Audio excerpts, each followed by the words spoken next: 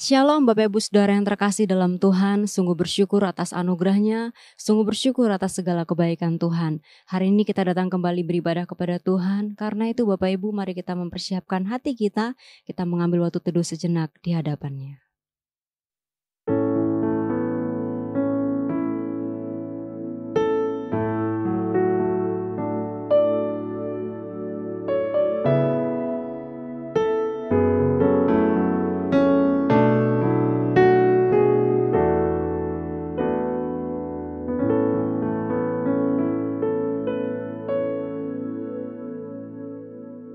Saat teduh selesai, mari kita berdiri bersama-sama, kita menaikkan pujian dan hormat bagi Bapa Sorga. Hormat bagi Bapa Sorga.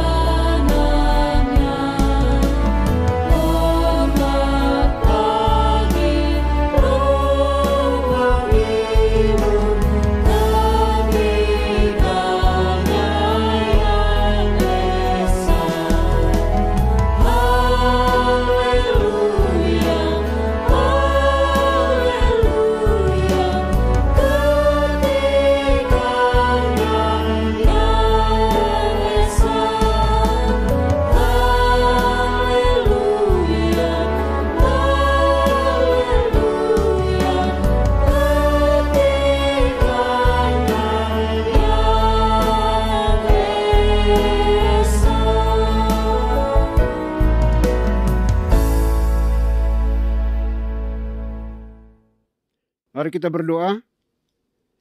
Pertolongan kita di dalam ibadah ini, biarlah jadi di dalam nama Bapa, di dalam nama Putra, dan di dalam nama Roh Kudus. Haleluya. Amin. Yesus Kristus adalah penyelamat kita. Tiada Tuhan yang seperti Dia. Mari bersama-sama menaikkan pujian ini, nyanyi dan bersoraklah.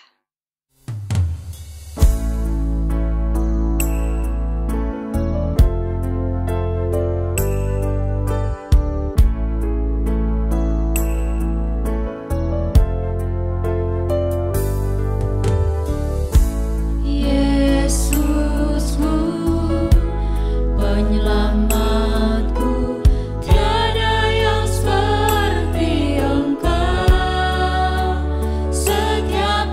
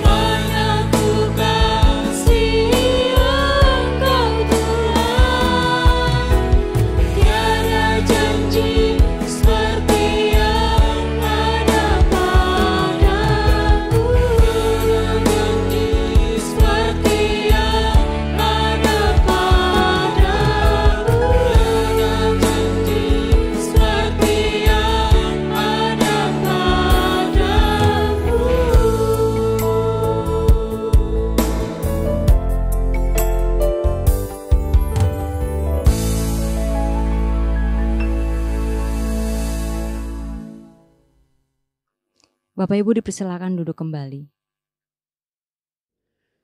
Marilah kita datang kepada Tuhan dengan rasa sesal dan juga dengan rasa malu dan dengan segala kerendahan hati kita. Mari kita mengakui akan dosa-dosa kita di hadapan Tuhan yang Maha Tahu. Mari kita berdoa. Bapa di surga, Bapa yang kami kenal, kami sembah di dalam Kristus Yesus Tuhan kami. Terima kasih untuk kesempatan hidup hari ini lagi. Kami boleh beribadah kepadamu. Biar kiranya kasih cintamu yang terus menopang menolong kami di sepanjang ibadah kami ini ya Bapa.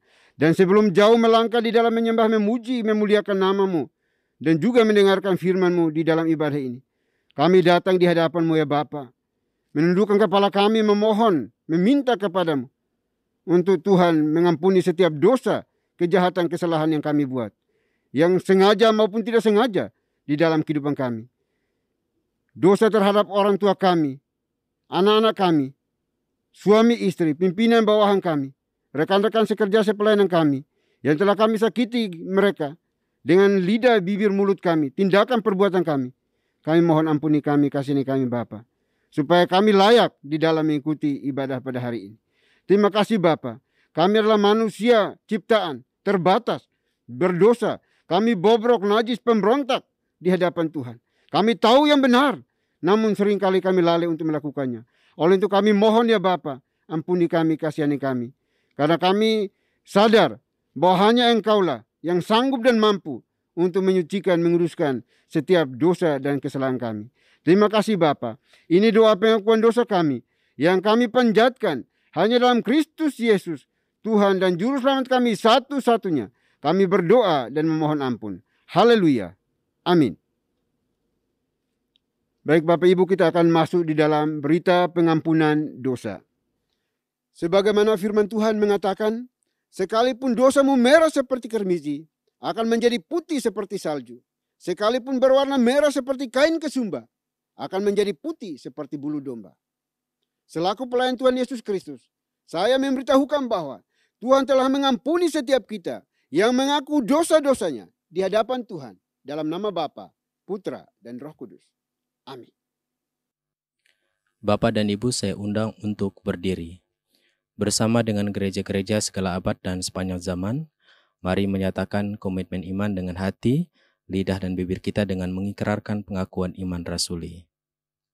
Aku percaya kepada Tuhan, Bapa yang Maha Kuasa, Khalik langit dan bumi, dan kepada Yesus Kristus, Anaknya yang tunggal Tuhan kita, yang dikandung dari Roh Kudus, lahir dari anak darah Maria, yang menderita sengsara di bawah pemerintahan Pontius Pilatus, disalibkan, mati dan dikuburkan, turun ke dalam kerajaan maut. Pada hari yang ketiga bangkit pula dari antara orang mati, naik ke sorga, duduk di sebelah kanan Tuhan, Bapa yang Maha Kuasa. Dan dari sana ia akan datang untuk menghakimi orang yang hidup dan yang mati. Aku percaya kepada Roh Kudus, gereja yang kudus dan am, persekutuan orang kudus, pengampunan dosa, kebangkitan tubuh, dan hidup yang kekal. Amin. Bapak dan Ibu dipersilahkan duduk kembali. Tuhan adalah sumber damai dalam hidup kita. Dia memberikan kita damai yang besar. Mari bersama-sama kita nyanyikan pujian damai yang Dia berikan. Tuhan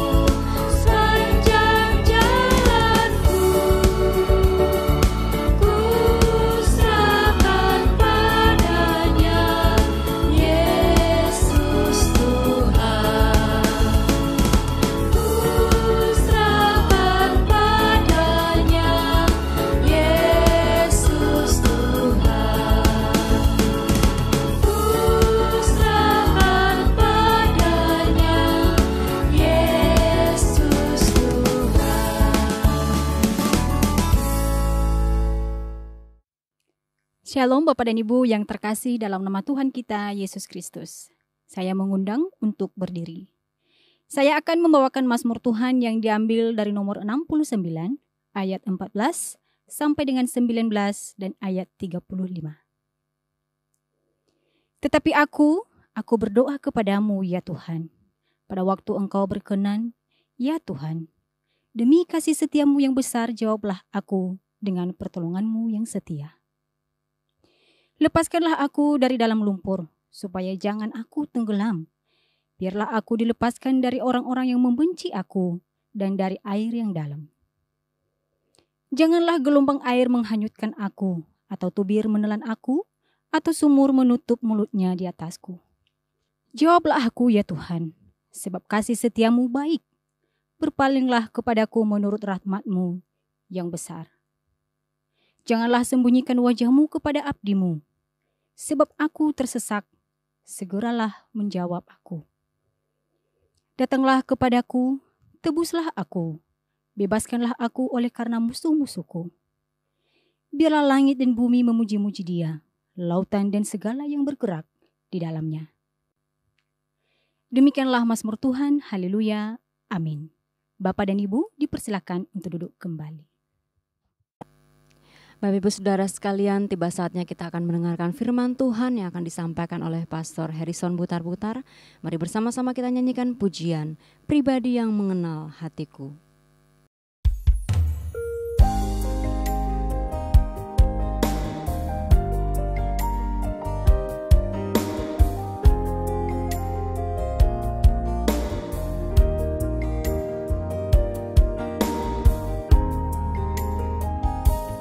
Seperti rusa yang haus, rindu aliran sungai-Mu,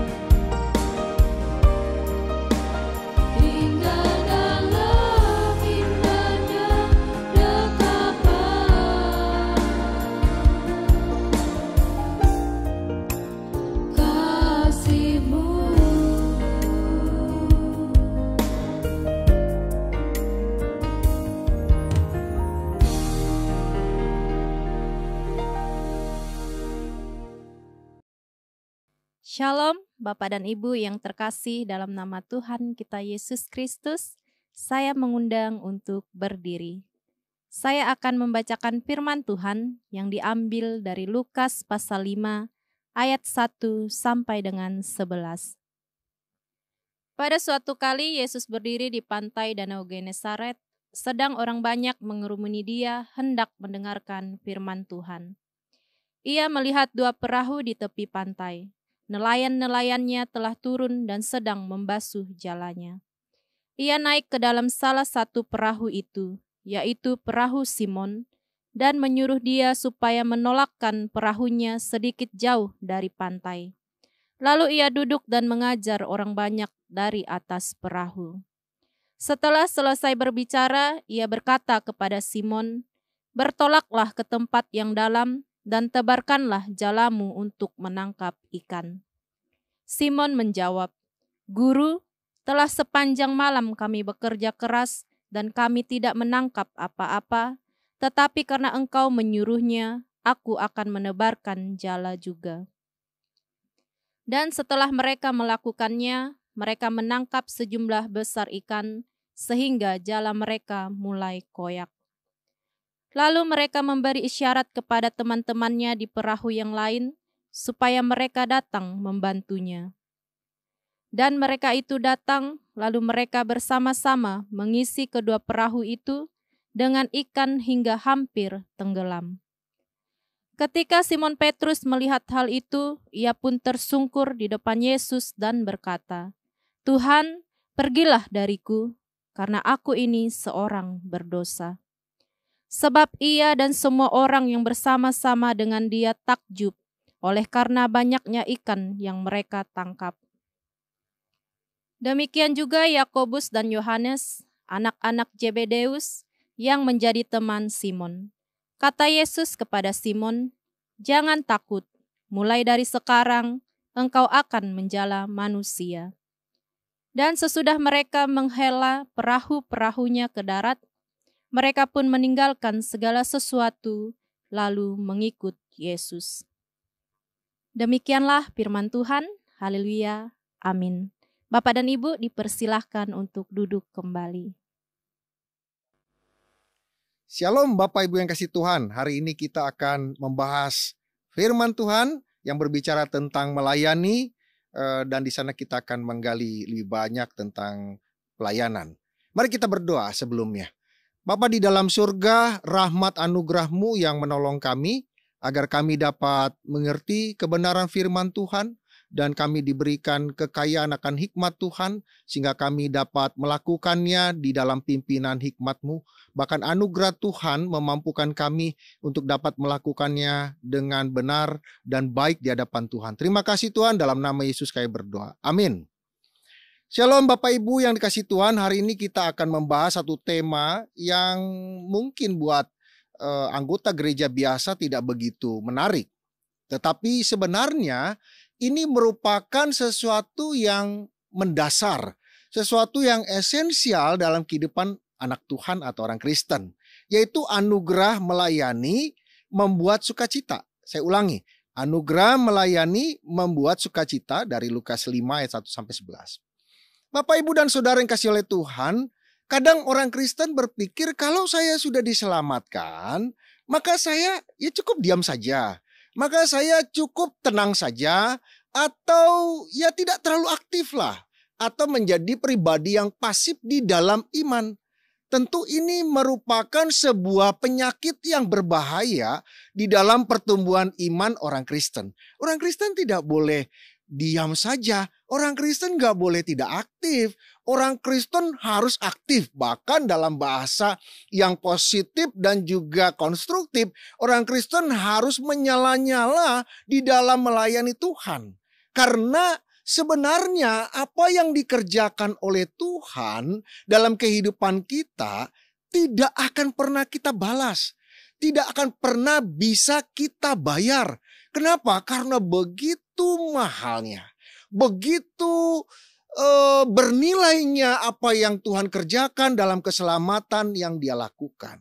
Oleh karena itu sebenarnya orang Kristen harus menyadari bahwa kita memang dipanggil untuk melayani. Bukan hanya menerima keselamatan, bukan hanya untuk mendengarkan firman Tuhan. Hari ini kita belajar dari satu kisah yang menarik dari Lukas 5 ayat 1-11. Di mana pada suatu saat Yesus ingin mengajar kepada orang banyak sedang mengikuti dia.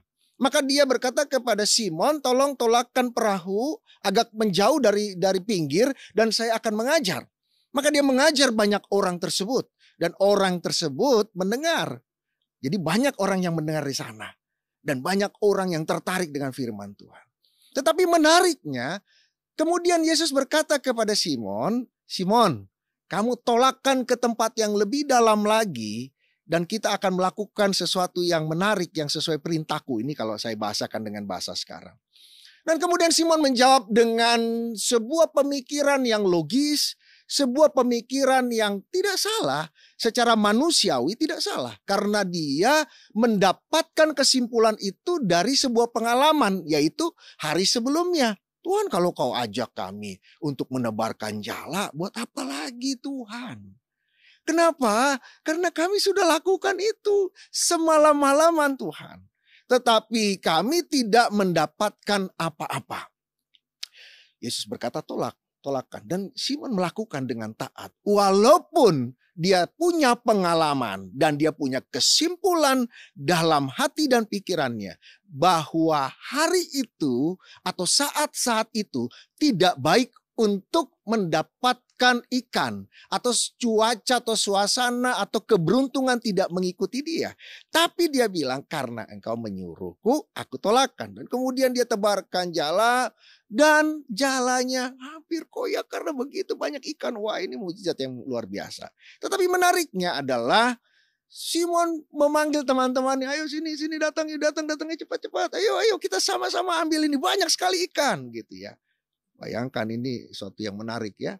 Orang Kristen biasanya kan kalau dapat berkat tuh ya, kita kan gak mau bagi-bagi gitu ya. Ya buat saya sekenyang-kenyangnya, sebanyak-banyaknya sampai kita kenyang. Gak mau kita bagi, tetap kita pegang sendiri dengan erat-erat. Pokoknya gak boleh, pokoknya orang lain gak boleh.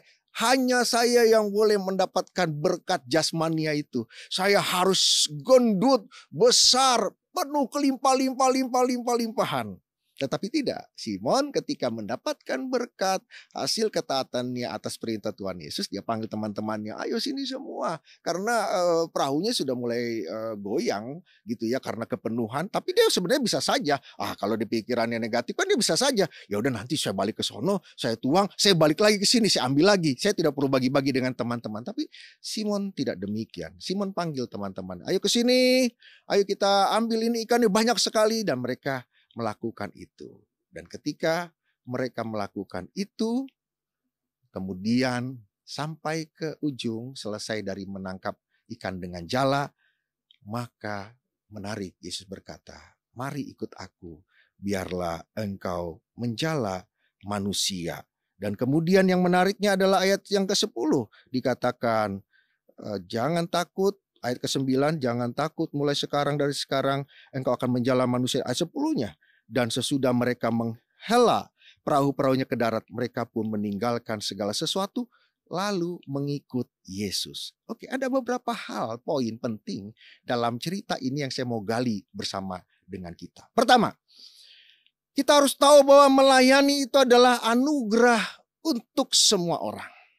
Dengan baik-baik pernyataan saya, melayani adalah anugerah untuk semua orang. Nanti bisa dibaca kembali dalam ayat yang ketiga pasal 5 dari Lukas. Di mana Yesus tidak memandang, dengar baik-baik, Yesus tidak memandang kedudukan orang.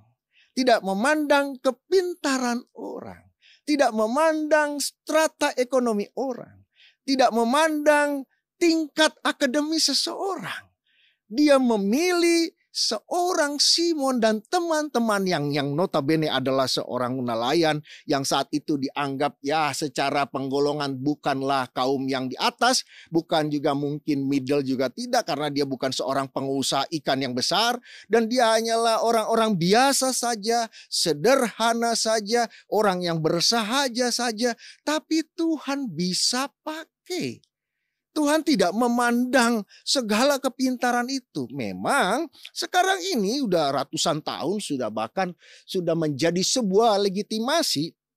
Bahwa contoh saya ambil secara konkret sekarang, bahwa sudah ratusan tahun orang berpikir di gereja-gereja yang mainstream bahwa seorang pelayan Tuhan, orang yang melayani menjala manusia harus punya kualifikasi S1 teologi, kalau bisa S2, kalau pimpinannya harus S3 dan segala macam. Tetapi sebenarnya itu baik tidak baik, tidak ada yang salah di sana. Karena memang ada perbedaan tahun, ada perbedaan budaya, ada perbedaan bahasa di dalam mempelajari kitab suci. Tetapi tidaklah menjadikan itu sebuah dasar bahwa orang yang boleh melayani itu harus dengan tingkat akademis tertentu, dengan kualifikasi pengetahuan tertentu. Tidak, semua orang dapat melayani Tuhan. Bahkan sampai orang yang terkecil sekalipun, orang yang dianggap tidak begitu penting sekalipun, bisa dipakai Tuhan. Seperti Simon dan teman-temannya. Mereka orang yang sangat bersahaja. Mereka tidak terlalu banyak berdebat. Kemungkinan kalau Simon seorang akademisi, seorang ahli astrologi, ahli BMKG, ahli cuaca, dia bilang begini mungkin sama Tuhan. Wah, nggak mau lah Tuhan. Masa saya suruh tolak lagi sana? Kan saya sudah melihat pengalaman. Saya sudah dapat result bahwa semalam-malaman tidak berhasil. Dan saya juga melihat dalam cuaca, alam tidak mendukung. Maka saya katakan kepadamu Tuhan Yesus, apa yang kau katakan tidak masuk akal. Tidak bisa itu Tuhan Yesus. Mungkin kalau seorang akademisi akan berkata demikian. Tapi cara berpikir Simon, seorang yang sederhana, dia bilang dengan jujur dan terbuka, Tuhan, untuk apa lagi tebar jala? Kan udah semalaman gak bisa. Tetapi karena Engkau yang menyuruhku, aku akan menolakkan ke tengah yang dalam. Tuhan hanya butuh orang yang punya pemikiran sederhana. Apa itu? Apa yang dikatakan Tuhan, ya dan amin. Lakukan dengan taat. Tuhan tidak cari orang yang punya gelar tinggi-tinggi. Tuhan tidak cari orang yang punya kekayaan besar-besar. Apakah mereka boleh, apakah sesuatu tingkat pendidikan tinggi dan kekayaan yang besar itu salah? Enggak. Tetapi mereka tidak akan dipakai Tuhan kalau mereka tidak punya hati yang sederhana. Seperti yang dimiliki oleh seorang Simon dan teman-temannya. Yaitu, kalau engkau yang berkata ya Tuhan, aku akan menolakkan. Walaupun pengalaman empirisku, walaupun pengalamanku membuktikan bahwa sudah semalam-malaman kami tidak mendapatkan ikan. Tetapi karena kau yang menyuruh, saya dengan pikiran yang tulus, suci dan bersih, saya laksanakan perintahmu, ya Tuhan. Maka sebenarnya anugerah melayani itu untuk semua orang. Baik kaya, baik miskin, baik tinggi akademisnya, baik rendah, atau siapapun. Yang penting punya hati yang suci, kudus, bersih, dan taat kepada apa yang Tuhan katakan. Walaupun mungkin logika kita berkata, nggak mungkin Tuhan ini Tuhan. Nggak mungkin dia sembuh Tuhan. Nggak mungkin dia percaya Tuhan. Orang saya sudah ngomong tentang firman Tuhan sama dia. Berkali-kali dia selalu menolak, mengejek, menghina. Tapi ketika Tuhan bilang layani dia. Seorang yang seperti Simon lah yang dipakai Tuhan untuk melayani. Bukan orang yang sibuk dengan logikanya. Nggak mungkin Tuhan. Udah 10 kali dia. Saya sudah ngomong sama dia. Dia tolak terus saya. Bahkan saya hina. Bahkan saya dihina sama dia. Bahkan disuruh anjingnya usir saya. Tetapi tidak. Orang yang mengandalkan pikirannya akan menolak anugerah melayani orang lain. Tetapi orang yang berpikir sederhana, suci, melihat apa yang dikatakan Tuhan itu ya dan amin, maka dia berkata, ya Tuhan. Walaupun suasana, walaupun pengalaman membuktikan dia tidak pernah menerima apa yang kusampaikan tentang Injil. Tapi karena kau suruh aku untuk melayani semua orang, maka aku akan tetap melayani dia, mengabarkan Injil kepada dia, dan tak taat kepada apa yang kau sampaikan. Sesederhana itulah hati pikiran orang yang dicari Tuhan.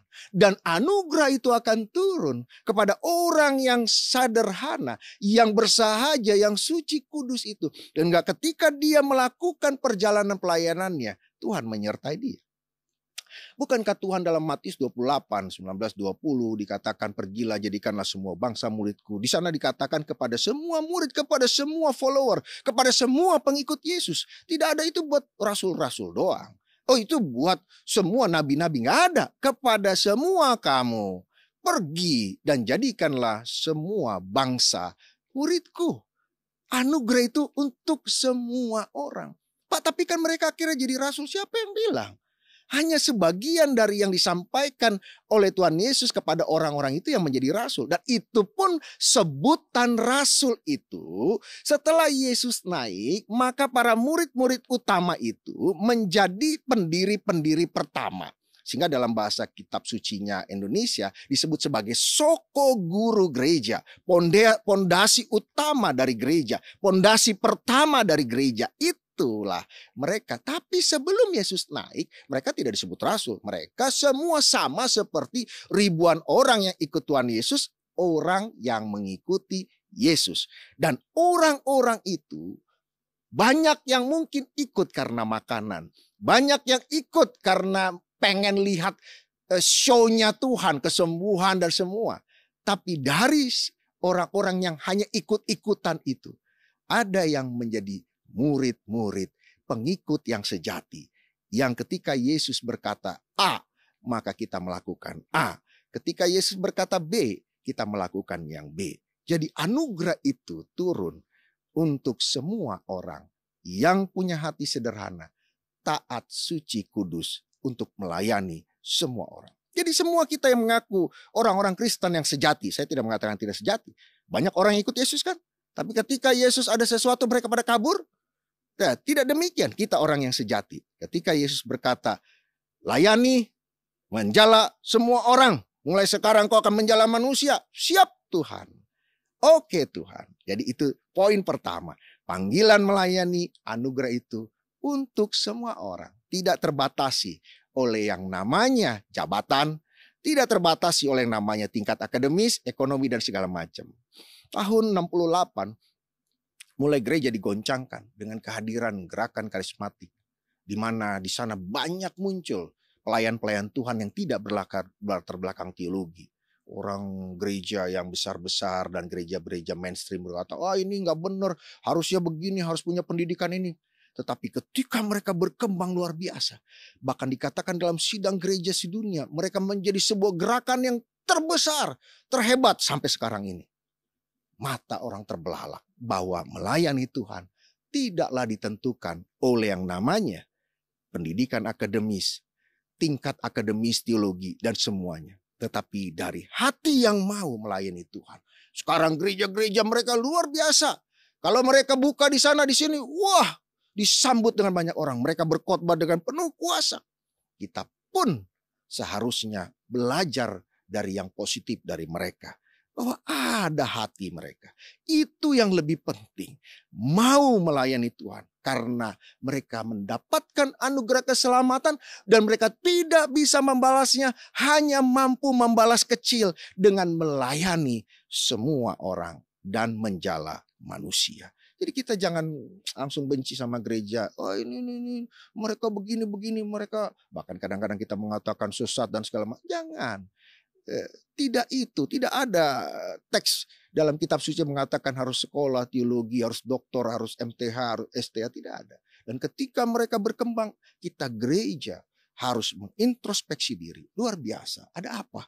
Oh ternyata Tuhan sedang mencari orang yang mau melayani dalam anugerah Tuhan untuk semua orang. Yang kedua, panggilan itu dimulai dari pembuktian dari Tuhan. Bahwa dia Tuhan yang sejati. Itu bisa dibaca dari pasal 5 ayat yang ke-7. Saya ulangi. Panggilan melayani dimulai atau starting pointnya dimulai dari pembuktian. Bahwa ia Tuhan yang sejati. Bapak Ibu yang kasih Tuhan. Saudara mengikuti seseorang yang tidak bisa membuktikan bahwa dia pantas diikuti, pantas diteladani, pantas ditaati, maka saudara akan menjadi orang yang salah, menjadi orang yang gagal, orang yang tidak mendapatkan apa-apa. Tetapi orang yang patut kita ikuti, patut kita teladani, patut kita jadikan panutan dan menjadi pemimpin kita, itu dia harus bisa dulu membuktikan bahwa dia memang patut dipercaya, patut untuk diteladani, dan patut menjadi pemimpin kita. Dan Yesus membuktikan itu. Yesus bilang bahwa tolakkanlah perahumu ke tengah. Nanti baca pasal 5 ayat 5, ayat 6 dan ayat yang ke-7. Di mana ketika dia berkata, maka semua apa yang terjadi di alam pun tunduk kepada yang namanya Yesus. Secara natural alamiah, alam pada saat itu tidak memungkinkan untuk mendapatkan ikan. Karena secara pengkajian dari teks dan konteksnya, saat itu adalah waktu yang tidak malam. Kelihatannya tidak malam di situ. Dan dia sedang berbicara kepada banyak orang di perahu. Dan juga udah ada pengalaman bahwa tidak terjadi apa-apa sebelumnya. Tetapi ketika Yesus berkata tolakkan, dan terjadilah mukjizat yang hebat. Yesus buktikan itu. Yesus patut dipercaya. Ketika orang buta datang, dia bilang sembuh, sembuh. Ketika orang bisu tidak bisa berkata, dia bilang kamu berkata sembuh. Orang yang lumpuh ketika dia berkata berdirilah, angkat tilammu, pergilah dan engkau kembali ke sana ke tempatmu, maka semua itu terjadi seketika. Yesus pribadi yang berbeda. Minta maaf saya, sekarang banyak orang sibuk dengan dirinya. Orang sibuk mengatakan saya hebat, gereja saya hebat, dan semua yang kami lakukan hebat. Tidak, yang hebat itu adalah Yesus. Yesuslah yang membuktikan bahwa dia patut dipercaya. Bayangkan 12 murid, satu mengkhianati namanya Yudas. Dan para rasul berusaha mengganti dengan Matias, walaupun jadi perdebatan apakah pemilihan Matias itu sesuai dengan perintah Tuhan atau tidak. Tetapi nanti kapan-kapan nanti saya bicarakan di sana, begitu ya. Karena memang kelihatannya Tuhan tidak suruh ganti kedudukan Yudas begitu. Sehingga Matias oleh para penafsir dikatakan dalam seluruh pelayanannya tidak pernah tercatat di dalam kitab suci setelah pemilihan Matias di dalam Kisah Para Rasul. Tetapi paling tidak dari 12 murid yang 11 murid ini, maka tidak pernah terbayangkan. Tidak mungkin secara manusia. Mereka hanya orang sederhana, tidak punya kekuatan ekonomi yang besar, tidak punya kemampuan power politik yang besar, mampu menerobos kekuasaan Romawi yang begitu hebat sebagai imperium yang begitu hebat. Dan tidak ada yang lebih hebat daripada Romawi. Mereka bisa terobos. Kenapa? Karena mereka dikejar-kejar, belum dikejar-kejar Yahudi. Mereka mampu menerobos itu satu. Kedua, sumber daya ekonomi mereka sangat terbatas karena rata-rata hanya nelayan kecil belaka. Tapi mereka bisa masuk ke Eropa. Mereka bisa menyebarkan Injil ke daerah-daerah. Karena mereka patuh untuk menjala manusia. Kemudian diperkuat dengan amanat agung dalam Matius 28, 19-20. Dikatakan pergi jadikan semua bangsa muridku. Mereka patuh, submit, taat penuh, totally. Dia tidak banyak omong mereka. Mereka pergi. Apa yang terjadi? Pembuktian. Para rasul melakukan mukjizat demi mukjizat demi mukjizat demi mukjizat. Kenapa? Karena mereka tahu yang mengutus mereka telah membuktikan bahwa Yesus adalah pribadi ilahi yang menjadi manusia, yang hebat, yang luar biasa. Dan tidak ada satupun yang dapat menandingi dia. Tidak ada satupun yang dapat menghalangi rencananya. Dan mereka adalah ambasador-ambasador, duta-duta Injil. Yang kemana mereka pergi, Tuhan akan menyertai mereka. Mereka lakukan itu, submit. Kenapa? Karena mereka tahu yang mengutus mereka adalah pribadi yang luar biasa. Dia adalah maha tinggi, sang maha tinggi itu. Maka apa yang terjadi? Bayangkan sekarang, paling tidak ada 3 miliar orang di seluruh dunia yang sudah percaya kepada Yesus Kristus? Apakah karena mereka dulu mengandalkan uang mereka yang besar? Apakah karena mereka dulu mengandalkan kekuatan politik Romawi? Justru mereka ditentang Romawi, ditentang Yahudi. Dan kekuatan ekonomi mereka sangat kecil. Bahkan Paulus dalam perjalanannya mendapatkan sumbangan dari anggota gereja di Filipi, dari gereja-gereja yang lain. Dan kemudian dia ditopang oleh pelayanan yang dilakukan Priscilla, Aquila dengan membuat tenda dan segala macam. Dia ditopang dengan orang-orang yang juga notabene bukanlah orang yang hebat, bukan orang yang kaya raya. Tapi mereka mengandalkan yang namanya Yesus. Jadi panggilan melayani dimulai dari bukti, jalan, lakukan. Lakukan itu, layani semua orang tanpa melihat warna kulit atau apapun dan segala macam. Maka semuanya akan mendatangkan mukjizat, mukjizat, mukjizat, mukjizat. Dan anggota gereja Tuhan, kerajaan Tuhan di muka bumi akan semakin besar. Dan yang terakhir, kita menangkap cerita dari Lukas 5 ayat 1-11. Panggilan melayani harus didasari oleh sukacita. Nanti saudara bisa baca di ayat 10-11. Dan ketika mereka sudah mendapatkan ikan yang begitu besar, mereka menepi. Dan kemudian Yesus berkata, mari mulai sekarang kamu akan menjala manusia. Dan nanti kita tangkap dengan baik-baik teksnya. Dan sesudah mereka menghela perahu-perahu mereka ke darat, mereka pun meninggalkan segala sesuatu lalu mengikut Yesus. Pak, maksudnya apa sih Pak? Begini, mereka mendapatkan pencerahan dari Tuhan bahwa orang yang bersama mereka ini pribadi yang luar biasa. Dan mereka sudah melihat langsung kehebatan, kalau bahasa dunia, kehebatan. Kalau bahasa yang lebih dramatis, kedahsyatan kuasa dari Yesus Kristus ini. Mereka tidak hanya melihat ikan yang banyak, tidak. Mereka melihat yang memerintahkan mereka ke sana itu pribadi yang hebat karena bisa melawan alam, bisa melawan pikiran mereka, bisa melawan kebiasaan bahwa tidak mungkin dapat ikan, tapi semua perkataan orang ini terbukti dan terjadi mukjizat. Maka mereka tinggalkan itu. Mereka tidak memandang yang namanya ikan tadi. Dia tinggalkan, mereka bersuka cita. Mereka senang. Waduh, saya ketemu nih sama pribadi yang ini. Ini loh yang saya cari. Ini loh pribadi yang saya tunggu-tunggu itu. Pribadi yang luar biasa itu. Mereka tidak pusing lagi dengan ikan-ikannya. Tapi dengar baik-baik. Kita orang Kristen, ketika kita lagi susah berdoa sama Tuhan. Dan ketika Tuhan buat mukjizat dan mendatangkan berkat, kita sibuk dengan berkatnya. Lupa dengan sumber berkat. Ini loh, ini unik sekali kita ini. Hampir semua, saya nggak katakan kita semua, tapi hampir semua orang Kristen ketika dia berdoa sama Tuhan, memohon sama Tuhan, kemudian Tuhan datangkan mukjizat berkat itu, berkat jasmani, pengertian yang dalam konteks ini kita samakan dengan ikan tadi.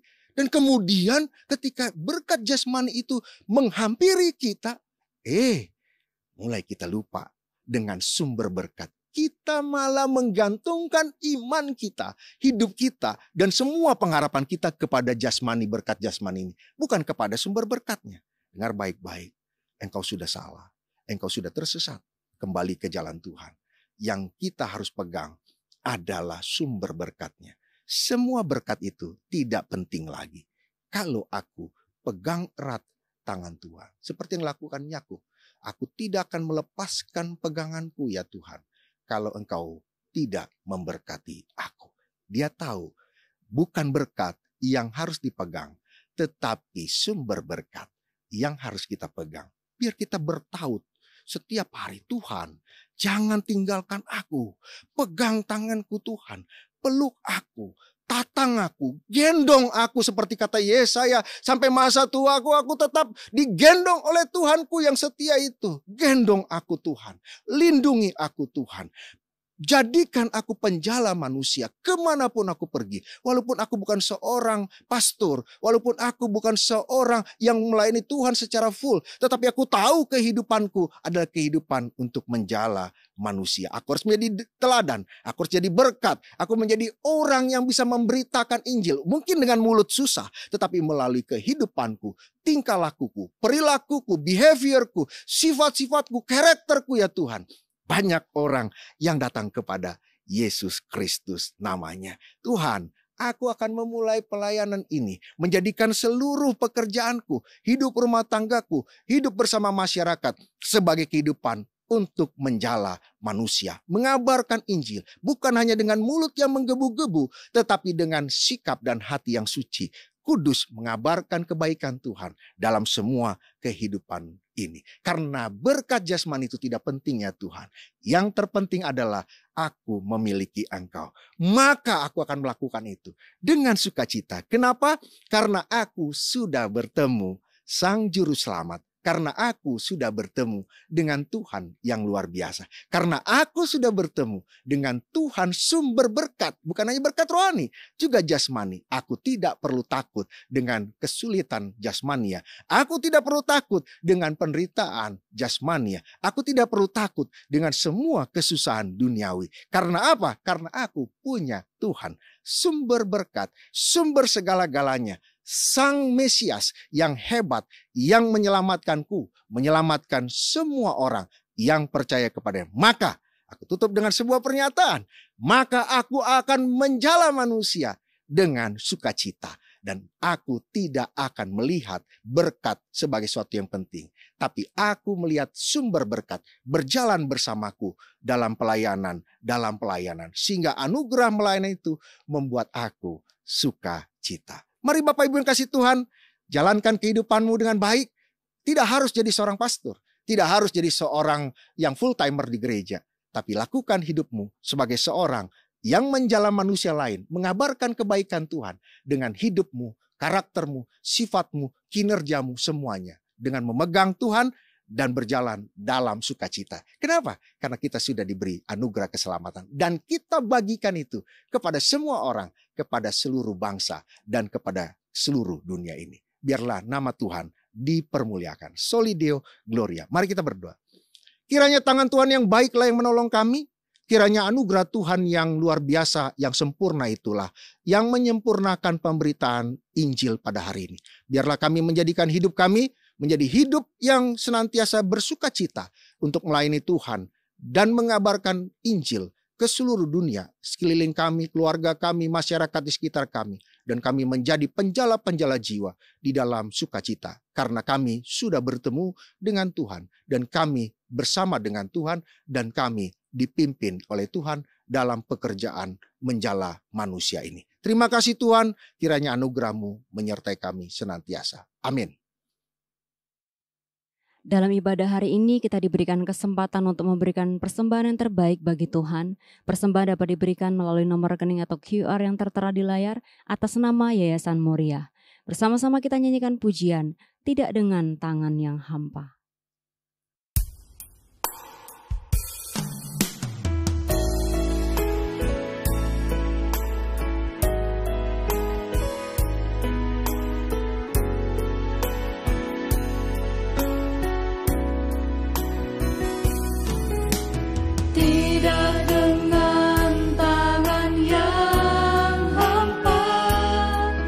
Ku datang ke hadirat-Mu.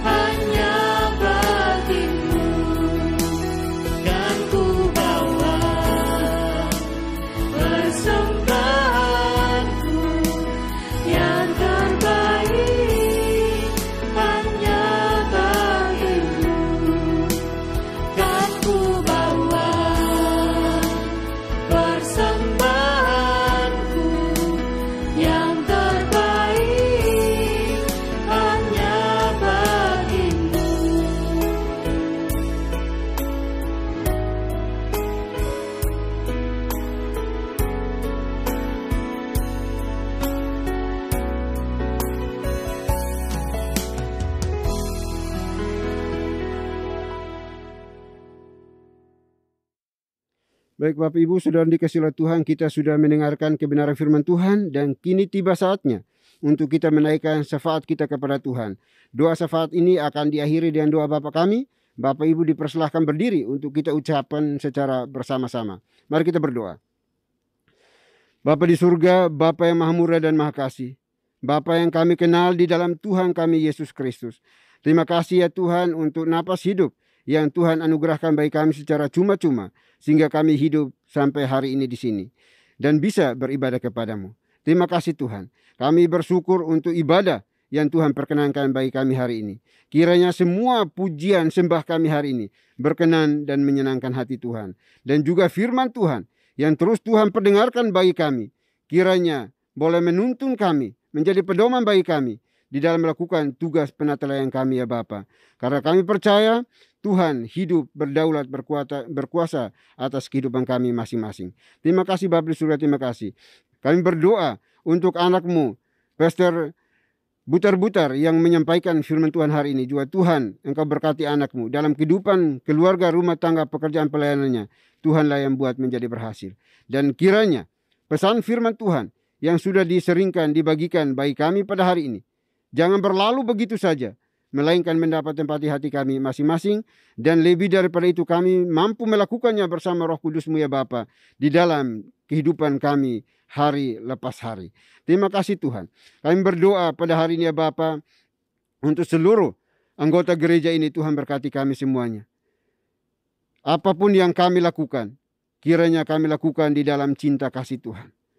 Tolong kami ya Bapa, supaya kami terus bergandengan tangan bersama di dalam melakukan segala sesuatu yang berkenan di hadapan Tuhan.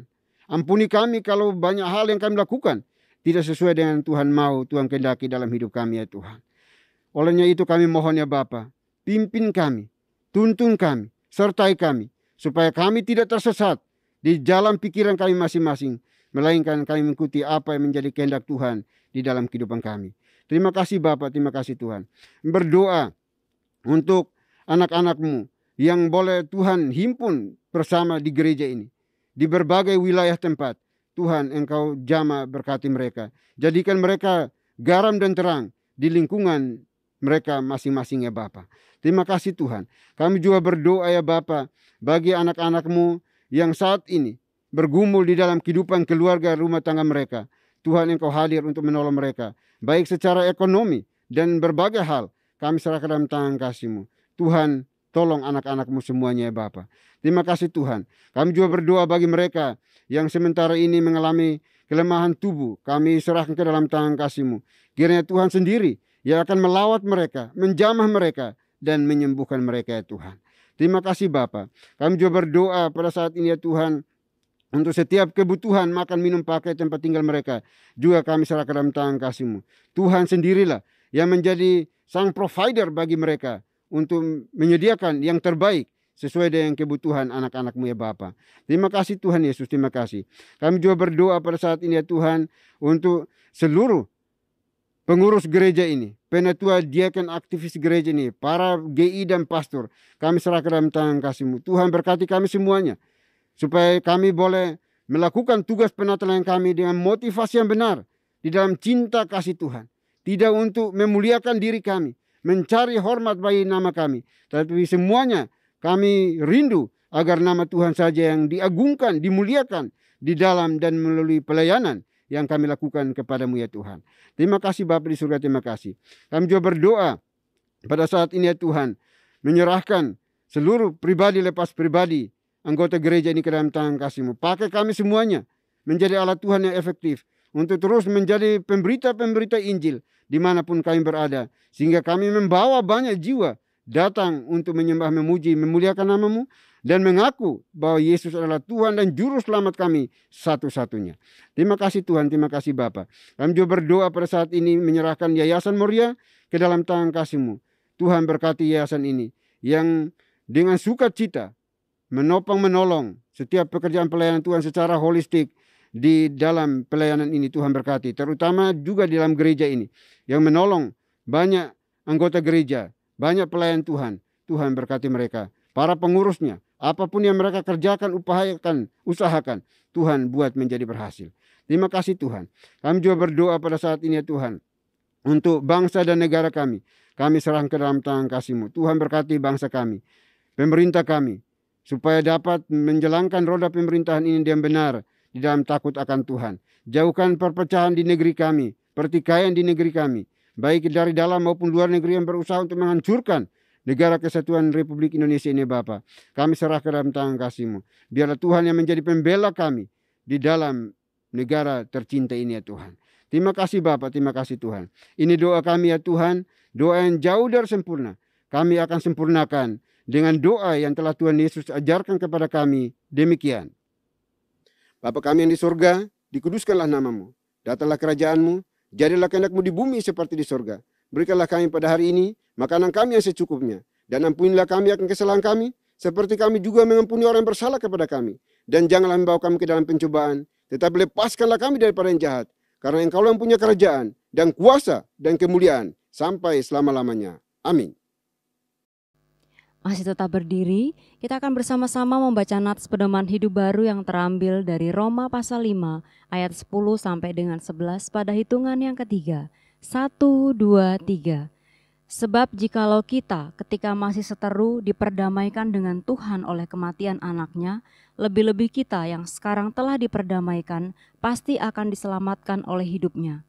Dan bukan hanya itu saja, kita malah bermegah dalam Tuhan oleh Yesus Kristus Tuhan kita, sebab oleh Dia kita telah menerima pendamaian itu. Doksologi.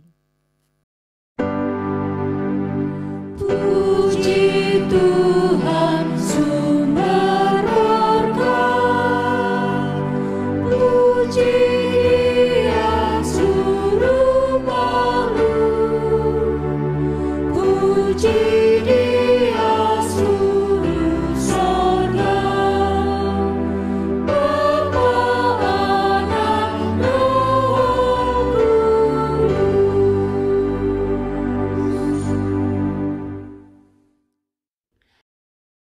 Baik Bapak Ibu Saudara dikasihi oleh Tuhan, kita akan kembali melanjutkan tugas pekerjaan pelayanan kita sepanjang hari ini. Namun jangan lupa pesan firman Tuhan yang sudah disampaikan bagi kita semuanya. Jadilah pelaku-pelaku kebenaran firman Tuhan dimanapun Bapak Ibu dan saya berada. Persiapkan hati kita dan terimalah berkat Tuhan. Kiranya anugerah damai sejahtera yang datangnya dari Bapa di surga, dari Tuhan kita Yesus Kristus, serta penyertaan pimpinan kuasa Roh Kudus, memimpin, menuntun, menyertai kita senantiasa, mulai hari ini sampai selama-lamanya. Amin.